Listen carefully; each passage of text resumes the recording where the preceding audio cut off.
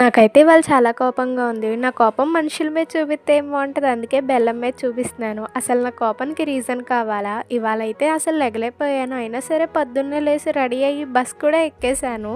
Bus ఎక్కేసిన తర్వాత మాకైతే holiday అని నోటిఫికేషన్ పెట్టారు.